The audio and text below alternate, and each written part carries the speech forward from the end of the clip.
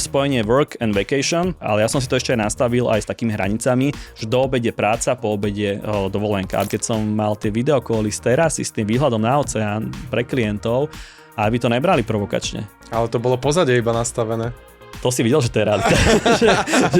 A bol som tam ozaj ešte o dosť výkonnejší. To, čo by som robil 8 hodín doma, tak tam som spravil za 4 hodiny. A dokonca aj klienti začali posielať ešte lepšie feedbacky na odvedenú prácu. Ja mám v hlave takú idylickú predstavu influencerov, hlavne influencerie, ktoré ležia na pláži, vieš, ten noteboočík krásne takto položené, nožky. V tej pláži sa nedá spraviť nič. Sú to len pozerské fotky. Pre týmto workation som si nevedel predstaviť, vypnúť si napríklad telefón na pol dňa. Tam som si to vyskúšal a nastavil a zistil som, že nič sa nestalo. Aj momentálne mám nejaké úseky v rámci dňa, kedy som absolútne vypnutý. Oproti aj minulému roku ja mám pokles priamych telefonátov, neplánovaných to nazvime, ja ich mám o 80% asi menej. Týmito zásahmi. Veľa ľuďom nebude vyhovovať to, že ideš na dovolenku, ktorá nie je dovolenka a pracuješ tam.